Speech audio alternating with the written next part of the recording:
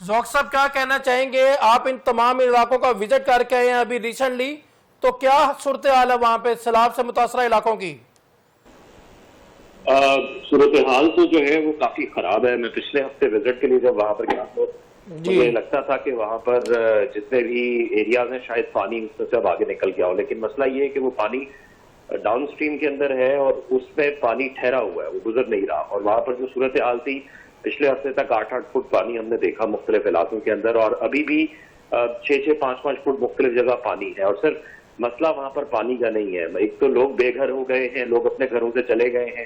پھر جو سب سے افسوسناک بات مجھے وہاں پر لگی کہ ابھی بھی جن گھروں میں پانی داخل ہوا تھا یا جو گھر سیلاب کے متاثرہ پانی کے اندر آئے تھے، تو گھر اپنی جگہ پر قائم ہیں. ان گھروں میں ابھی بھی ایک شخص جو ہے وہ رہ رہا ہے، یعنی اپنے بچوں کو، اپنے پیرنٹس کو، اپنی جو ہے باقی تمام فیملی کو انہوں نے کیمپس میں یا دیگر محفوظ جگہ پر بھیج دیا ہے.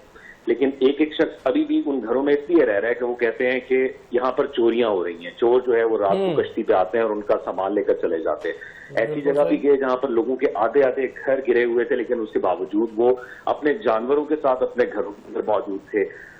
تو صرف پانی نہیں ہے وہاں پر اب بیماریاں ہیں، ڈینگی مچھر کے حوالے سے بیماریاں ہیں. افسوس اور بھی کچھ چیزوں کا ہوا کہ جب تک ہم نے دیکھا کہ سینئر منسٹرز وہاں پر موجود تھے وہاں پر سب کچھ ہوتا رہا. خاص طور پر جلال پور پیروالا کی میں بات کروں تو وہاں پر لوگوں کی جانب سے خود بلا کر یہ کہا گیا کہ حکومتی کیمپس کے اندر کوئی انتظامات نہیں ہے، جس کے حوالے سے حکومت کو میں اس وقت بھی یہ بار بار کہتا رہا اپنی ویڈیوز کے اندر یا اپنے پروگرام کے اندر، اور اب بھی دوبارہ کہوں گا کہ نوٹس لینا چاہیے. مجھے جو سب سے بڑا فقدان وہاں پر نظر آیا وہ اس چیز کا تھا کہ کوئی پراپر سسٹم نہیں بنایا گیا. یعنی جس شخص کا جو شخص مدد کرنا چاہتا ہے وہ آتا ہے وہاں پر سڑک پر مدد کر کے چلا جاتا ہے، لیکن ان لوگوں کی کوئی رجسٹریشن نہیں ہے. یہ نہیں معلوم کہ یہ کتنے لوگ متاثرہ تھے، گھر کے کتنے افراد تھے، کون کہاں پر ہے، کتنے جانور تھے، یا جو بھی واٹس ایور وہاں پر اعداد و شمار ہونے چاہیے تھے وہ اعداد و شمار نہیں ہے.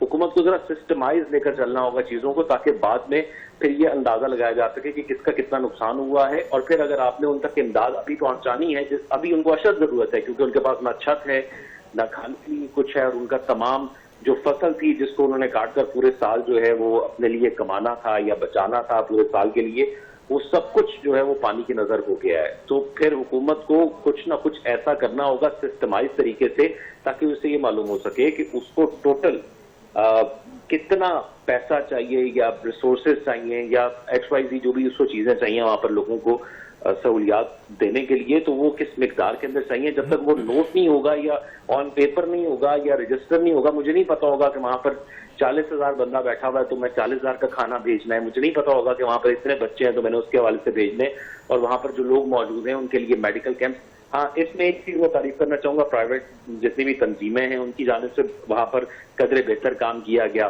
پر بیسیکلی لوگ کام کر رہے ہیں اور جتنا بھی کام کیا جائے وہ کم ہے. ابھی بھی ان علاقوں کے اندر پانی موجود ہے. بیسیکلی یہ تو انیشل ہے جو ہمیں نظر آ رہا ہے. اصل تباہی تو جب پانی یہاں سے چلا جائے گا پھر صحیح طرح معلوم ہو سکے گا کہ کس کا کتنا نقصان ہوا ہے، اور ہمیں ان لوگوں کو دوبارہ اپنے پاؤں پر کھڑا کرنے کے لیے یا سروائیو کرنے کے لیے بہت کچھ کرنا ہوگا. اس کے لیے ہمیں ابھی کوئی نہ کوئی پلان، صرف اعلانات نہیں بلکہ ایک پراپر پلاننگ کے ساتھ چلنا ہوگا، تاکہ اور پھر صرف بات یہاں پر ختم نہیں ہوتی. اب اس صورتحال ایسی ہے کہ ایک سے بڑھ کر ایک تشویشناک بات ہے. اب اگلی تشویشناک بات یہ ہے کہ NDM میں یا جو موسمیات کے ادارے ہیں وہ یہ کہہ رہے ہیں کہ اگلے سال 15 سے 20% زیادہ تباہی ہو سکتی ہے. تو اگر یہ تباہی ہم کنٹرول نہیں کر پائے تو اگلے سال 15 سے 20% اور ہو جاتی ہے، تب تک یہ لوگ ریہیبلیٹیٹ نہیں ہوں گے تو اس وقت کیا صورتحال ہوگی. تو ہمیں فی الفور کوئی نہ کوئی ایسے اقدامات اٹھانے ہوں گے جن سے جو ہے وہ بہتری ہو سکے. اب میں آپ کو ایک واقعہ سناتا ہوں. میں جب کیمپس کا وزٹ کر رہا تھا تو حکومتی کیمپس میں سے کچھ لوگوں نے ہمیں بلا لیا. وہاں پہ میں کھڑا تو ایک جو ہے وہ انکل آئے، انہوں نے مجھے کہا، ایک صاحب آئے، انہوں نے مجھے کہا کہ بیٹا میری بات سنیے گا. میں نے کہا جی بتائیں. انہوں نے کہا بیٹا میرا ایک رشتہ دار ہے، وہ 4 سے 5 دن درخت پر رہا اور اپنے بچوں کے ساتھ رہا، کوئی اس کو ریسکیو کرنے نہیں گیا. پھر اس نے آخرکار یہ فیصلہ کیا کہ جو کچھ ان کے پاس تھا وہاں پر رہائش کے لیے کھانا پینا وہ ختم ہو چکا تھا، تو انہوں نے یہ فیصلہ کیا کہ 2 ڈرمز پر ایک لکڑی کا پھٹا ڈالتے ہیں اور اپنے بچوں کو اور خود کو یہاں سے ایویکویٹ کر لیتے ہیں. لیکن جیسے ہی وہ پانی میں آیا، اس کے 3 بچے تھے، 2 بچے پانی کی نظر ہو گئے. اور ایک بچے کو وہ بچا پایا. کہتے جب وہ آئے تو وہ رو رہا تھا, میں نے اس سے پوچھا, اس نے مجھے بتایا کہ یہ سب ہوا. اب بتائیں ایسی کتنی ہی داستانیں ہوں گی.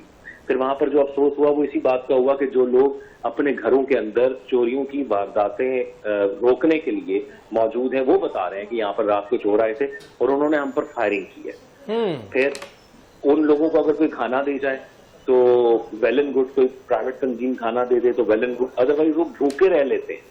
وہ کہتے ہیں کہ ایک تو ہمیں اپنا سامان بھی بچانا ہے, دوسرا ہم نے ان جانوروں کو بچانا ہے. پھر میں خود یہ ایکسپیرینس کیونکہ کر رہا تھا تو ایک طرف ہماری جو بوٹ تھی وہ اس سیلابی پانی کے اندر تھی اور ہمارے ساتھ ساتھ سانپ بھی تیر رہا.